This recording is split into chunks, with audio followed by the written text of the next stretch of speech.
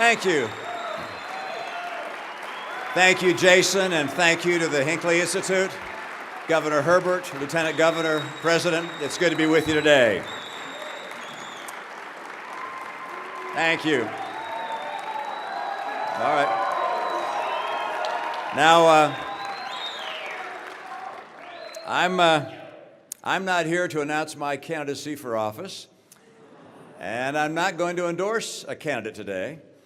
Instead, I'd like to offer my perspective on the nominating process of my party.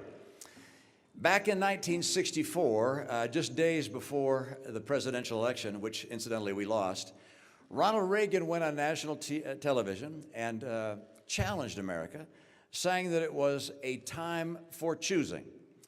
He saw two paths for America, one that embraced conservative principles dedicated to lifting people out of poverty and helping create opportunity for all, and the other, an oppressive government that would lead America down a darker, less free path. I'm no Ronald Reagan, and this is a different moment in time. But I believe with all my heart and soul that we face another time for choosing, one that'll have profound consequences for the Republican Party and, more importantly, for our country. I say this in part because of my conviction that America is poised to lead the world for another century. Our technology engines, our innovation dynamic, the ambition and skill of our people are going to propel our economy and raise the standard of living of Americans. America will remain, as it is today, the envy of the world. You may have seen Warren Buffett. He said, and I think he's 100% right, that the babies being born in America today are the luckiest crop in history. Now, that doesn't mean we don't have real problems and serious challenges. We do. At home, poverty persists, and wages are stagnant. The horrific massacres of Paris and San Bernardino, the nuclear ambitions of the Iranian mullahs, the aggressions of Putin, the growing assertiveness of China, and the nuclear tests of North Korea confirm that we live in troubled and dangerous times. But if we make the right choices, America's future will be even better than our past and better than our present. On the other hand, if we make improvident choices, the bright horizon I've described will not materialize. And let me put it very plainly.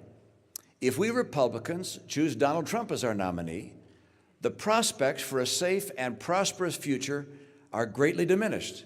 Let me explain why I say that. First, on the economy.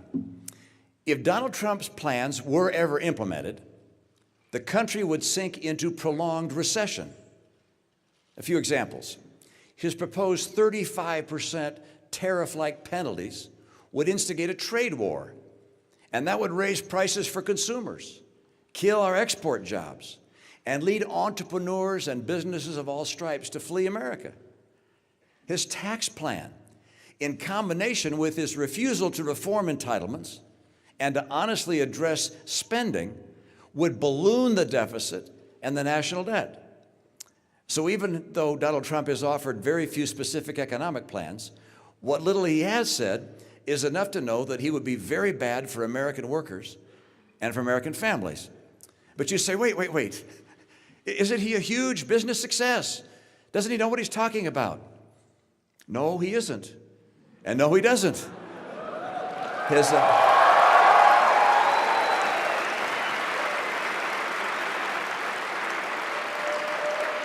Look, his bankruptcies have crushed small businesses and the men and women who work for them.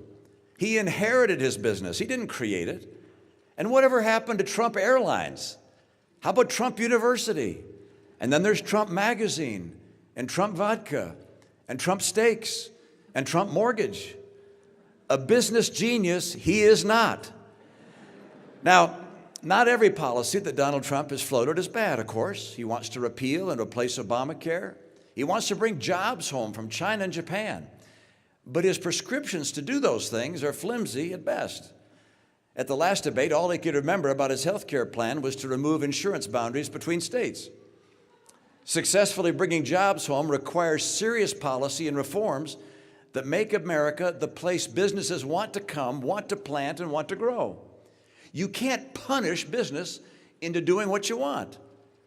Frankly, the only serious policy proposals that deal with the broad range of national challenges we confront today come from Ted Cruz, Marco Rubio, and John Kasich. One of these men should be our nominee.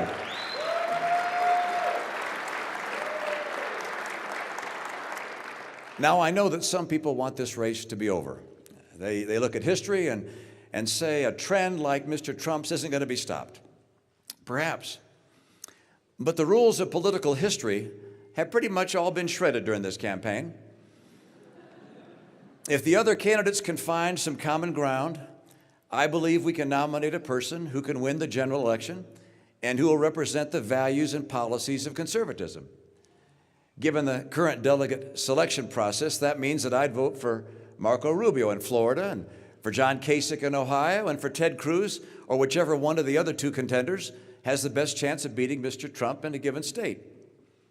Now let me turn to national security and the safety of our homes and loved ones. Mr. Trump's bombast is already alarming our allies and fueling the enmity of our enemies. Insulting all Muslims will keep many of them from fully engaging with us in their urgent fight against ISIS. And for what purpose? Muslim terrorists would only have to lie about their religion to enter the country. And then what he said about 60 Minutes, did you hear this? It was about Syria and ISIS, and it has to go down as the most ridiculous and dangerous idea of the entire campaign season. Let ISIS take out Assad, he said, and then we can pick up the remnants. Now think about that. Let the most dangerous terror organization the world has ever known take over an entire country? This recklessness is recklessness in the extreme. Now, Donald Trump tells us that he is very, very smart.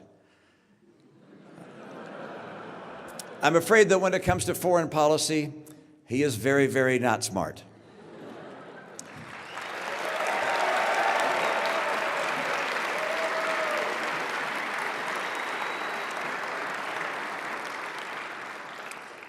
Now, I'm far from the first to conclude that Donald Trump lacks the temperament to be president. After all, this is an individual who mocked a disabled reporter, who attributed a reporter's questions to her menstrual cycle, who mocked a brilliant rival who happened to be a woman due to her appearance, who bragged about his marital affairs, and who laces his public speeches with vulgarity. Donald Trump says he admires Vladimir Putin. At the same time, he's called George W. Bush a liar. That is a twisted example of evil trumping good.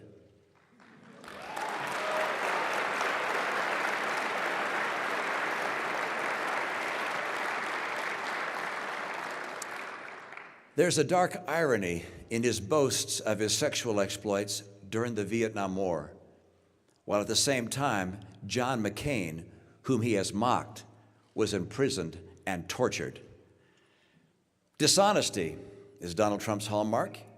He claimed that he had spoken clearly and boldly against going into Iraq. Wrong. He spoke in favor of invading Iraq. He said he saw thousands of Muslims in New Jersey celebrating 9/11. Wrong. He saw no such thing. He imagined it. He's not of the temperament of the kind of stable, thoughtful person we need as leader. His imagination must not be married to real power. The President of the United States has long been the leader of the free world. The President and, yes, even the nominees of the country's great parties helped define America to billions of people around the world.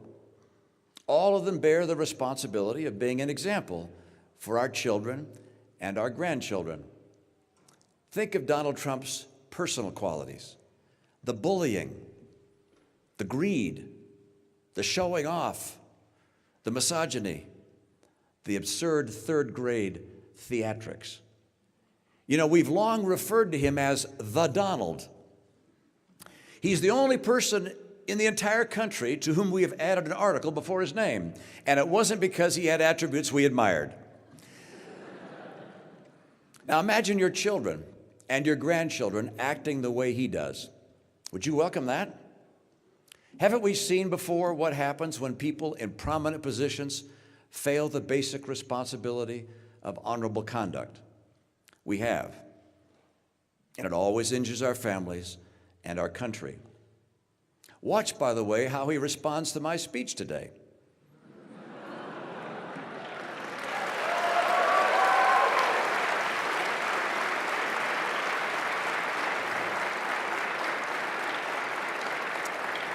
Will he talk about our policy differences, or will he attack me with every imaginable low-road insult? This may tell you what you need to know about his temperament, his stability, and his suitability to be president.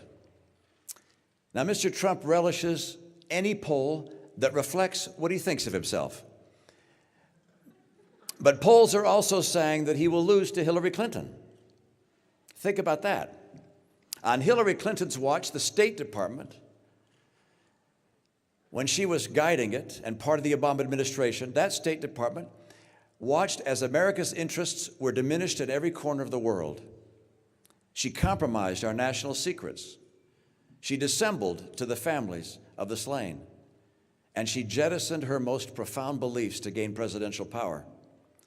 For the last 3 decades, the Clintons have lived at the intersection of money and politics, trading their political influence to enrich their personal finances.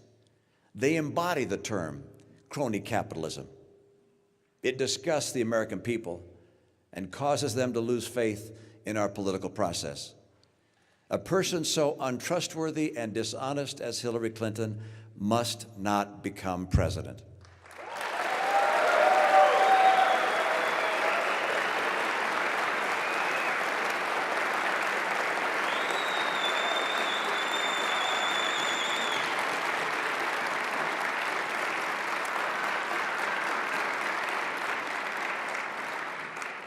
Of course, a Trump nomination enables her victory. And the audio and video of the infamous Tapper-Trump exchange on the Ku Klux Klan will play 100,000 times on cable and who knows how many million times on social media. There are a number of people who claim that Mr. Trump is a con man, a fake. Thank you.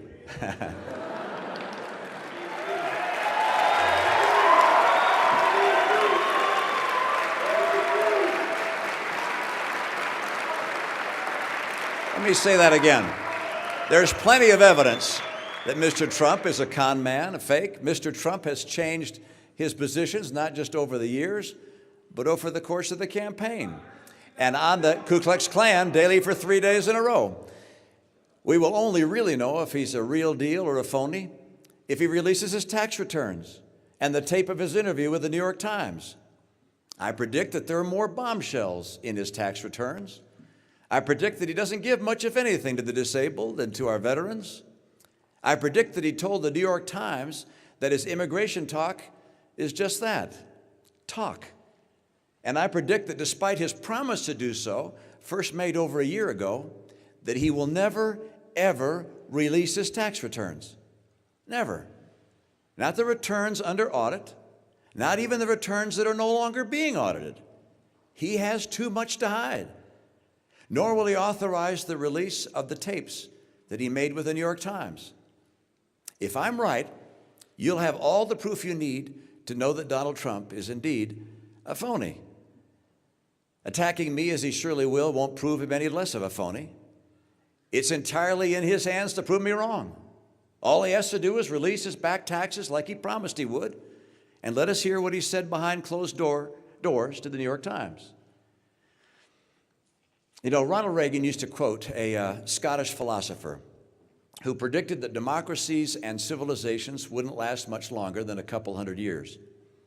And John Adams wrote this: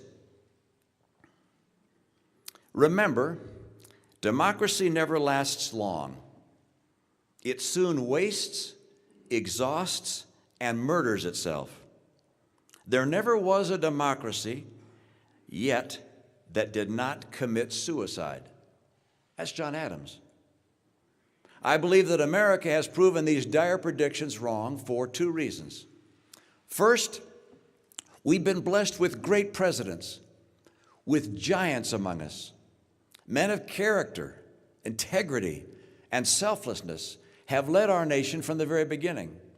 None were perfect. Each surely made mistakes. But in every case, they acted out of the desire to do what was right for America and for the cause of freedom. The second reason is because we're blessed with a great people. People who at every critical moment of choosing have put the interests of the country above their own. These two things are related. Our presidents, time and again, have called on us to rise to the occasion. John F. Kennedy asked us to consider what we could do for our country. Lincoln drew upon the better angels of our nature to save the Union. I understand the anger Americans feel today. In the past, our presidents have channeled that anger and forged it into resolve, into endurance and high purpose, and into the will to defeat the enemies of freedom. Our anger was transformed into energy directed for good. Mr. Trump is directing our anger for less than noble purposes. He creates scapegoats of Muslims and Mexican immigrants. He calls for the use of torture. He calls for killing the innocent children and family members of terrorists. He cheers assaults on protesters. He applauds the prospect of twisting the Constitution to limit First Amendment freedom of the press.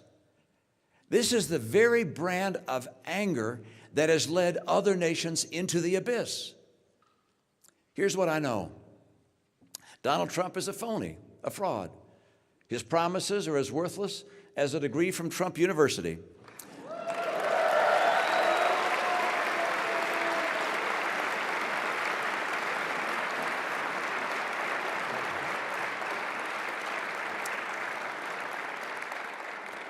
He's playing the members of the American public for suckers. He gets a free ride to the White House, and all we get is a lousy hat.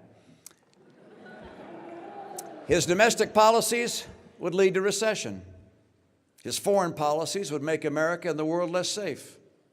He has neither the temperament nor the judgment to be president, and his personal qualities would mean that America would cease to be a shining city on a hill. I'm convinced America has greatness ahead, and this is a time for choosing. God bless us to choose a nominee who will make that vision a reality. Thank you, and God bless you all. Thank you.